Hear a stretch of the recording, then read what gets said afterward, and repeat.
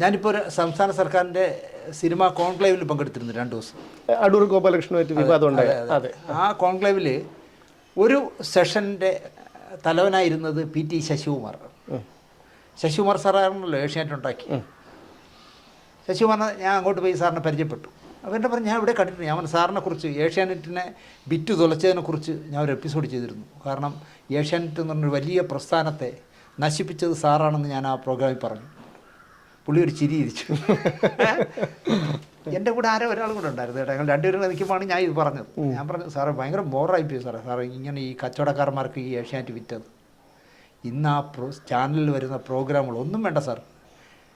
കേരളം കണ്ട ഏറ്റവും എന്താ പറയുക മിടുക്കനായ അല്ലെങ്കിൽ എന്താ പറയുക അഭിമാനത്തോടെ നമുക്ക് പറയാവുന്ന നടനാണ് മോഹൻലാൽ.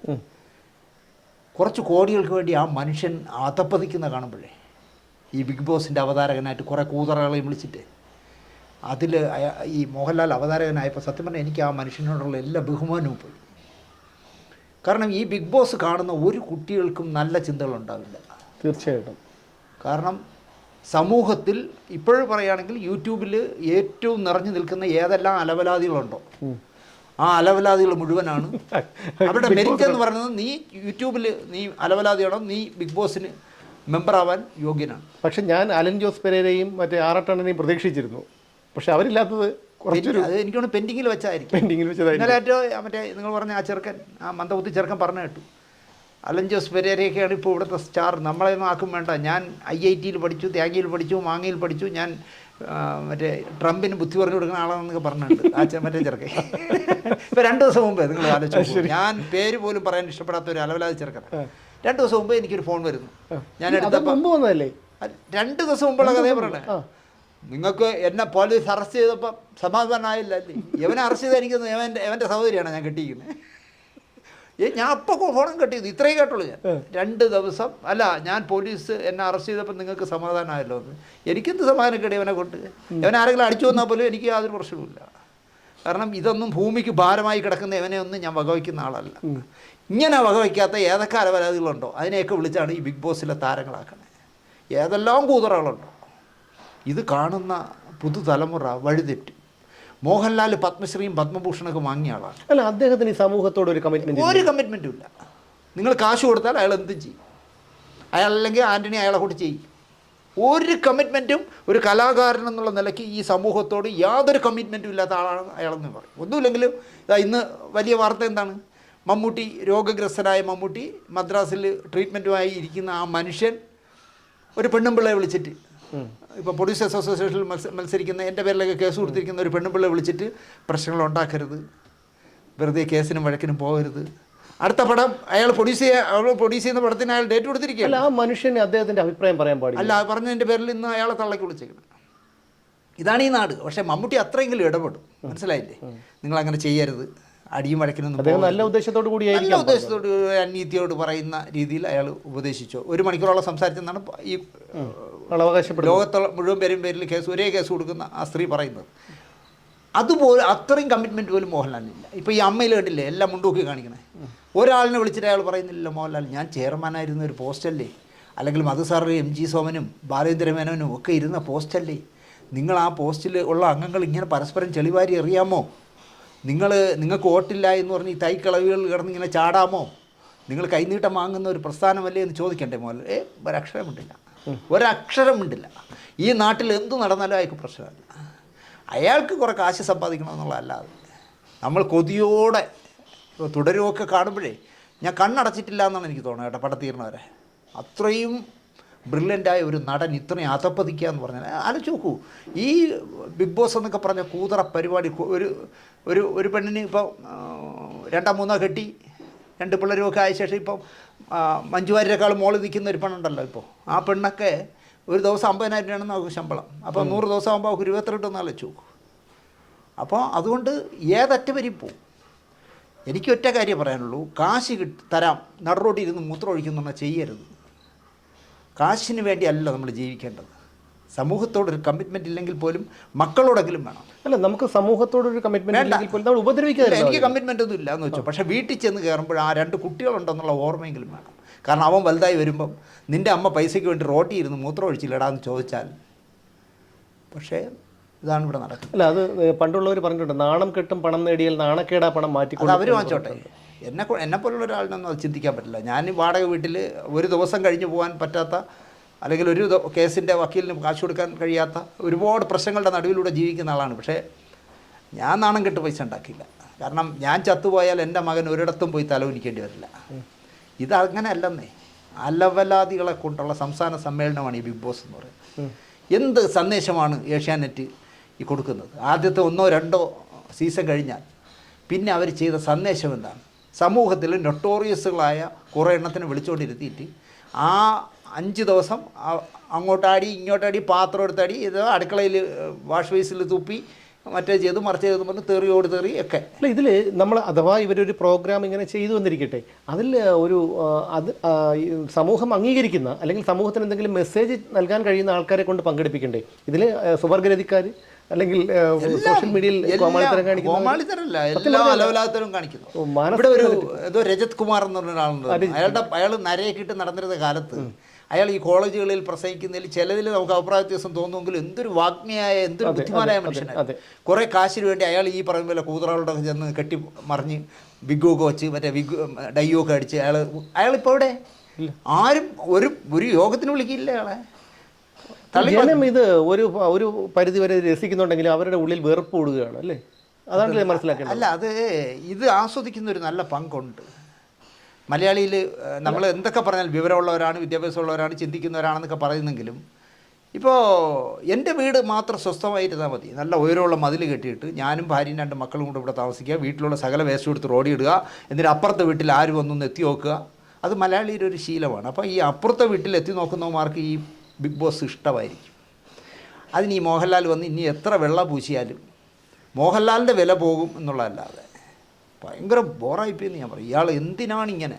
സുരേഷ് ഗോപി പോലും ഇത്രയും അതപ്പതിച്ചിട്ടില്ല. അല്ല, സുരേഷ് ഗോപി കോടീശ്വരൻ എന്നുള്ള ഒരു പരിപാടി അദ്ദേഹം വളരെ നല്ല പ്രകടനമാണ് അദ്ദേഹം കാഴ്ചവെച്ചത്. അയാൾ നന്നായിട്ട് വിറ്റെടുത്തു. കാരണം ഏഷ്യാനെറ്റ് പൈസ കൊടുക്കും, ഇയാൾ തയ്യൽ മിഷീൻ അത് ഇതെന്ന് പറഞ്ഞ് പറ്റിച്ച്. അല്ല, അതെന്തായാലും അല്ല, എന്നിട്ട് എന്ത് പറ്റിയെന്ന് അറിയാം? മനോരമ ചെന്നവർ പറഞ്ഞ് ആ മറ്റേ സ്പോൺസർ ചെയ്യുന്ന പരിപാടി നിർത്തിക്കുക, അല്ലെങ്കിൽ നിങ്ങളെ സ്വന്തം കയ്യിൽ നിന്ന് കാശ് കൊടുക്കണമെന്ന് പറഞ്ഞാൽ മനോരമയിൽ ആ 10 പൈസ കൊടുത്തിട്ടില്ല. എങ്കിലും അയാൾ ഇതുപോലെ തറയായിട്ടില്ല. പക്ഷേ അത് വെറും തറയാണെന്നേ. വെറും തറ എന്ന് പറഞ്ഞാൽ അതിന് ഈ മോഹൻലാൽ അവതാരകൻ, ഇയാൾക്ക് എങ്ങനെ തോന്നണം? ഇതൊക്കെ ഈ പ്രോഗ്രാം ഇയാളുടെ വീട്ടിൽ മക്കൾ കാണില്ലായിരിക്കും, അതാണ് പ്രശ്നം. ഇയാളുടെ മക്കളൊക്കെ വലുതായില്ലേ. അല്ല, മോഹൻലാലിനൊക്കെ എന്ന് പറഞ്ഞു കഴിഞ്ഞാൽ നമ്മൾ പഴയ സിനിമകളുണ്ട്, നമുക്ക് പാർക്കാൻ മുന്തിരിത്തോപ്പുകൾ, ഗാന്ധിനഗർ 2nd സ്ട്രീറ്റ്, അങ്ങനെയുള്ള സിനിമകളൊക്കെ കണ്ട് ആ ഒരു മോഹൻലാൽ, നമ്മൾ ഇഷ്ടപ്പെട്ട മോഹൻലാലിനെയൊക്കെ ഇപ്പോൾ ആ ഒരു ആന്റണി പെരുമ്പാവൂർ വന്നപ്പോൾ തന്നെ തീർന്നല്ലോ ഇൻട്രൊഡക്ഷൻ. ഞാൻ ഒരു ഇൻട്രൊഡക്ഷൻ കണ്ടപ്പോൾ തന്നെ എനിക്ക് ആ ഒരു, ഞാൻ കണ്ടില്ല, അതുകൊണ്ട് എനിക്കറിയില്ല, ജസ്റ്റ് ഒന്ന് കണ്ടപ്പോഴത്തേക്ക് തന്നെ അപ്പോൾ എന്താണെന്ന് അറിയണമല്ലോ എന്ന് കണ്ടപ്പോൾ എന്നോട് ഒരുപാട് പേര് പറഞ്ഞു, നിങ്ങൾ ഈ ചാനലിൽ ലൈവായി നിൽക്കുന്ന ആളെന്നുള്ള നിലയ്ക്ക് ഇത്തവണത്തെ സീസണിൽ ആരൊക്കെ പങ്കെടുക്കുന്നു എന്നതിലും അറിയാൻ വേണ്ടി ആദ്യത്തെ ഒരു 2-3 ദിവസങ്ങളിൽ കാണണം എന്ന് എന്നോടൊരു വളരെ ബഹുമാനമുള്ള, എനിക്ക് ഒരു ഗുരുവിനെ പോലെയുള്ള ഒരാൾ എന്നെ ഉപദേശിച്ചു. നിങ്ങളൊരു പത്രക്കാരൻ, അങ്ങനെ നിങ്ങൾ അടച്ച് അത് കാണില്ല എന്ന് വാശി പിടിക്കരുത്, നിങ്ങൾ കാണണം, അതിൽ ആരൊക്കെ പങ്കെടുക്കുന്നു എന്ന് കാണണം. നിങ്ങൾ അതുകൊണ്ടൊന്ന് കണ്ടിരിക്കണം. കാരണം നിങ്ങളുടെ പ്രോഗ്രാമിൽ എപ്പോഴെങ്കിലും പറയണമെങ്കിൽ നിങ്ങൾക്ക് അത് കാണണ്ടേ. ഞാൻ പറഞ്ഞു, ഇനി എന്ത് നഷ്ടം വന്നാലും വരി, ശരി ഞാൻ കാണില്ല, എൻ്റെ ഭാര്യയും കാണില്ല, ഞങ്ങൾ വയ്ക്കില്ല. കാരണം ഇപ്പം തന്നെ ഞാൻ ഒരുപാട് കാലമായി ഏഷ്യാനെറ്റ് ന്യൂസ് കണ്ടിട്ട് കാണില്ല. പണ്ട് നമ്മൾ ഏഷ്യാനെറ്റ് ന്യൂസിന് വേണ്ടി കൊതിച്ചിരിക്കുമായിരുന്നു. TN ഗോകുമാറൊക്കെ അതിൻ്റെ തലപ്പത്ത് നിൽക്കുമ്പോൾ നമ്മൾ കൊതിച്ചിരിക്കുമായിരുന്നു. അതൊക്കെ പോയില്ലേ എന്നേ. അല്ല, അത് ഏഷ്യാനെറ്റ് മാത്രമാണെന്ന് ഞാൻ കരുതുന്നില്ല. കാരണം എല്ലാ ചാനലുകൾക്കും അവരുടേതായ ഒരു അജണ്ടയുണ്ട്. അങ്ങനെ വരുമ്പോൾ ആ അജണ്ട സെറ്റ് ചെയ്തോ, നിങ്ങൾ ആ അജണ്ട സെറ്റ് ചെയ്തോ. പക്ഷേ നിങ്ങൾ ആ അജണ്ട സെറ്റ് ചെയ്യുമ്പോഴും വഞ്ചനയിൽ ചതി പാടില്ല, യാഥാർത്ഥ്യ ജനങ്ങളിലേക്ക് എത്തുന്നില്ല. അല്ല, അതാണ് ഞാൻ പറഞ്ഞത്, വഞ്ചനയിൽ ചതി പാടില്ല. ഇപ്പം തന്നെ ഞാൻ കഴിഞ്ഞ ഞായറാഴ്ചത്തെ VS മരിക്കുന്നതിന് മരിച്ച സമയത്തുള്ള VSൻ്റെ എപ്പിസോഡ് ചെയ്തപ്പോൾ ഞാൻ പറഞ്ഞു, വരുന്ന വ്യാഴാഴ്ചത്തെ റേറ്റിങ്ങിൽ, ബാർക്കിൻ്റെ റേറ്റിങ്ങിൽ റിപ്പോർട്ടർ ചാനൽ ഏഷ്യാനെറ്റിനെയും 24-നെയൊക്കെ ഒരുപാട് കാതം പുറകിലേക്ക് തള്ളും എന്ന് ഞാൻ പറഞ്ഞു. കാരണം എന്താ അറിയോ?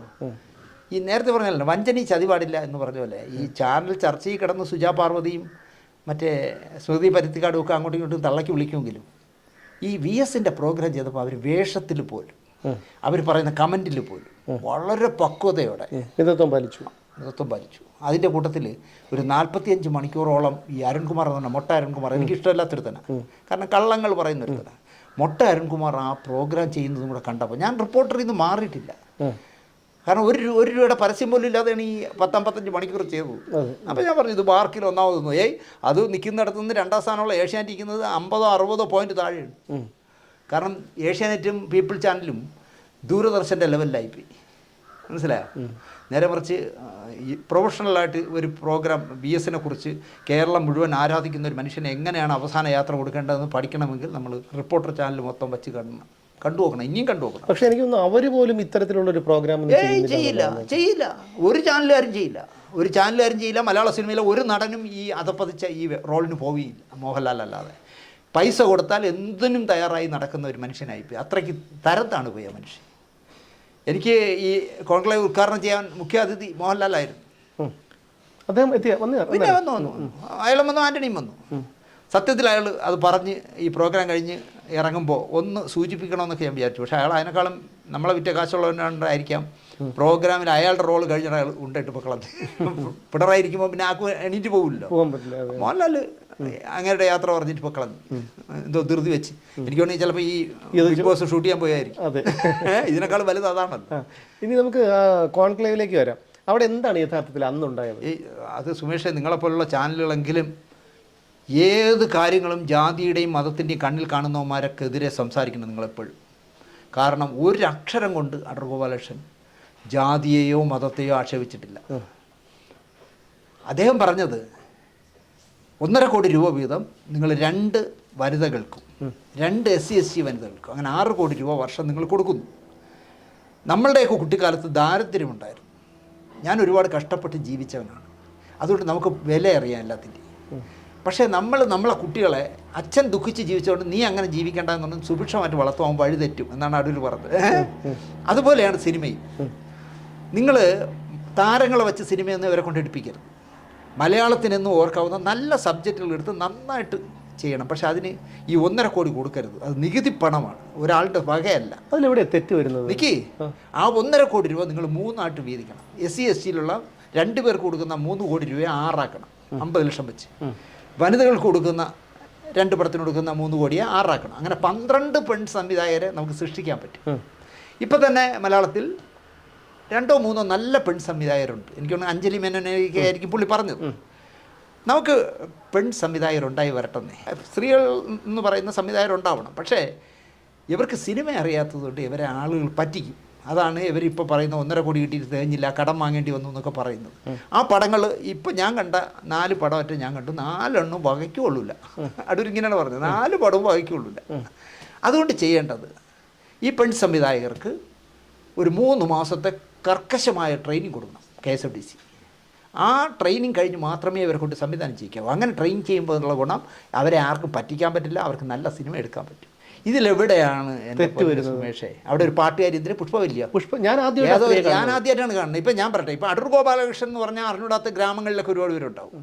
ഈ പുഷ്പവല്ലി എന്ന് പറഞ്ഞ മഹതി പറയുന്നത് കേരളം മുഴുവനല്ല, ഇന്ത്യ മുഴുവനല്ല, ലോകം മുഴുവൻ അറിയുന്ന ഗായിക എന്നാണ് പറഞ്ഞത്. ഞാൻ ആദ്യമായിട്ടാണ് കേൾക്കണത്. ഇന്നാണ് അറിയുന്നത്. പാടി എന്ന് പറയുന്നു. പിന്നെ അവരിപ്പോൾ എന്തോ ലളിതകല അക്കാദമിയുടെയോ കേരള സാഹിത്യ അക്കാദമിയുടെ വൈസ് ചെയർപേഴ്സൺ. അല്ല, അടൂർ ഗോപാലകൃഷ്ണൻ അവിടെ ഒരു ചോദ്യം കൂടി ചോദിച്ചു, എന്താണ് ഇവർക്കിവിടെ കാര്യം എന്ന് ചോദിക്കാമല്ലോ. കാരണം എന്താ അറിയോ, ഒരു നമ്മൾ ഇന്ത്യ ലോക സിനിമയ്ക്ക് സമ്മാനിച്ച ഒരു മനുഷ്യൻ പ്രസംഗിച്ചുകൊണ്ട് നിൽക്കുകയാണ്.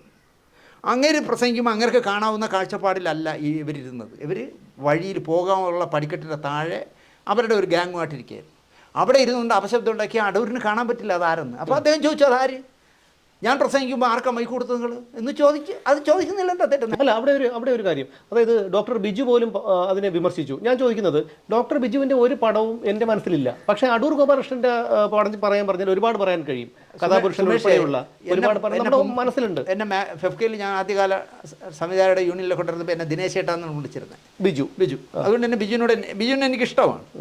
പക്ഷേ ബിജുവിൻ്റെ പ്രശ്നം എന്താ പറയുക, ജനിച്ചത് അടൂരിലായതുകൊണ്ടും അയാൾക്ക് ഭയങ്കര കോംപ്ലക്സ് ഉണ്ട്. ഈ അടൂർ ഗോപാലകൃഷ്ണൻ, അദ്ദേഹം അടൂരുകാരനാണ്. അപ്പോൾ അടൂർ ഗോപാലകൃഷ്ണനോടും ജന്മനാ ഒരു കോംപ്ലക്സ് ഉണ്ട്. എന്ത് അവസരം കിട്ടിയാലും അടൂരിനെ തള്ളക്കി വിളിക്കുന്നതാണ് പുള്ളിക്ക് ഇഷ്ടം. 1. 2, ഈ കോൺക്ലേവിൻ്റെ 2ാം ദിവസം ഞാൻ ചായ കുടിക്കാൻ നിൽക്കുമ്പോൾ ഇയാൾ എൻ്റെ അടുത്ത് വന്ന് സംസാരിക്കുക. ബിജു. അപ്പോൾ ഞാൻ ചോദിച്ചു, ചായ വേണ്ടേ എന്നിട്ട്? ചായ വേണം, ഈ ക്യൂവിൽ എങ്ങനെ വാങ്ങിക്കും എന്നിട്ട്. ഞാൻ അവിടെ നിന്ന് ഒരു ചായ കൊടുക്കുന്ന പയ്യനോട് പറഞ്ഞു, മോനെ ഒരു ചായ എന്ന് പറഞ്ഞു. സൈഡിൽ നിൽക്കുകയല്ലേ, ഇത് ഡോക്ടർ ബിജു സംവിധായകൻ, ഒരു ചായ എന്ന് പറഞ്ഞു. 2-3 ആവർത്തി പറഞ്ഞിട്ടും അവൻ തരുന്നില്ല. തിരക്കാണോട്, അതായത് ഈ എന്താ പറയുക, പട്ടിണി കിടക്കുന്ന രാജ്യത്തിലെ പോലെയാണ്, അഭയാർത്ഥികളെ പോലെയാണ്, സോമാലിയാന്ന് തോന്നുന്നു. ഞാനപ്പോൾ നോക്കുമ്പോൾ ക്യൂവിൽ ഷിബു ഗംഗാധരൻ എന്ന് പറഞ്ഞ സംവിധായകൻ നിൽപ്പുണ്ട്. ഷിബു ചായ വാങ്ങാൻ അടുത്തെത്തി. ഞാൻ പറഞ്ഞു ഷിബു ഒരു ചായ കൂടെ എടുക്കേ ഡോക്ടർ ബിജുവിന്. ഇതിനിടയിൽ മറ്റവൻ ഷിബുവിനോട് ഞാൻ ഓർഡർ ചെയ്യുന്ന കണ്ടപ്പോൾ മറ്റവൻ എനിക്ക് ദേഷ്യം വന്നു മനസ്സിലായപ്പോൾ ചായ തന്നു. ഒരു എന്തോ സമോസ പോലത്തെ ഒരു സാധനം തന്നു. കൊടുത്തവൻ പറഞ്ഞു എനിക്ക് സമോസ വേണ്ടെന്ന്. ചായ അയാൾ വാങ്ങിച്ചു. സമോസ ഞാൻ അടുത്ത് നിന്ന് വേറെ ആളിന് കൊടുത്തു. അപ്പോൾ കാരണം ഷിബു 2 ചായ ഏറ്റവും അവൻ ഷിബു ചായ കിട്ടി എന്നാലും ഇരിക്കതാ എന്ന് വാങ്ങിച്ചിട്ട് ഈ നിയമസഭയിലെ വാർഡനില്ലേ അതിലൊരാൾക്ക് ക്യൂവിൽ നിന്ന് ആ ചായ കൊടുത്തു. ബിജുവായിട്ട് സംസാരിച്ച് ഞങ്ങൾ പിരിഞ്ഞു. 1 മണിക്കൂർ കഴിയുമ്പോൾ അയാൾ അടൂർ ഗോപാലകൃഷ്ണനെ തള്ളക്കി വിളിക്കുകയാണ്. ആലോചിക്കുക ഈ പ്രസംഗം കേട്ട് ഇവിടെ വന്ന് ചായ കുടിച്ചോണ്ടൊന്നും ഒരു പ്രശ്നമില്ല അയാൾക്ക് പെട്ടെന്ന് മനസ്സിലായി ഒരു മീഡിയ അറ്റൻഷൻ കിട്ടാനുള്ള ഒരു സാധനം കിട്ടിയിട്ടുണ്ട്. അടൂരിനെ SC/ST എതിരെ തിരിച്ചാൽ ഇപ്പോൾ വാർത്തയിൽ ഇത് കാണാമെന്നുള്ളപ്പോൾ അയാൾ വച്ചാൽ. അല്ല അവിടെ ഒരു വിഷയമുണ്ട്. അതായത് എന്തിനാണ് SC/ST വിഭാഗക്കാർക്ക് മാത്രമായിട്ട് ഇതുപോലെ ഒരു ധനസഹായം ചെയ്യുന്നത്? അല്ല പോട്ടെ, അത് നമുക്ക് വേണമെങ്കിൽ അവിടെ വേർതിരിപ്പെടുത്തുന്നത് ഇവിടുത്തെ സർക്കാരില്ല. അതായത് ഞാൻ ഇടതുപക്ഷ ഇടതുപക്ഷ സർക്കാർ കാണിക്കുന്ന ഇത്തരം നെറിയേടുകൾ ഒരുപാടുണ്ട്. ഇപ്പോൾ സംസ്ഥാന കമ്മിറ്റി എത്രയോ നായന്മാരുണ്ട്, എത്രയോ ഈഴവരുണ്ട്. ഈ ചില വിഭാഗങ്ങളെ കയ്യിൽ നിർത്തി ഇവരൊന്നും വോട്ട് ഇവിടെ ഇപ്പോൾ ചെയ്യാറില്ല. ഇടതുപക്ഷത്തിന് അരിവാൾ ചുറ്റിയ നക്ഷത്രത്തിന് വോട്ട് ചെയ്യുന്ന SC ഒക്കെ പോയി. അവരൊക്കെ വേറെ പുന്നല ശിവകുമാറിൻ്റെ പാർട്ടിയൊക്കെ ഉണ്ടാക്കി അവരെ വഴിക്ക് പോയി. വെള്ളാപ്പള്ളിയുടെ വഴിക്ക് പോയി. പക്ഷേ ഈ നായരെന്ന് പറഞ്ഞാൽ സംസ്ഥാന കമ്മിറ്റിയിൽ ഹാലിളകും. കാരണം നായന്മാരെ വേണ്ട കമ്മ്യൂണിസ്റ്റ് പാർട്ടിക്ക് എന്നുള്ള നിലയിലാണ് ഇപ്പോൾ പൊയ്ക്കൊണ്ടിരിക്കുന്നത്.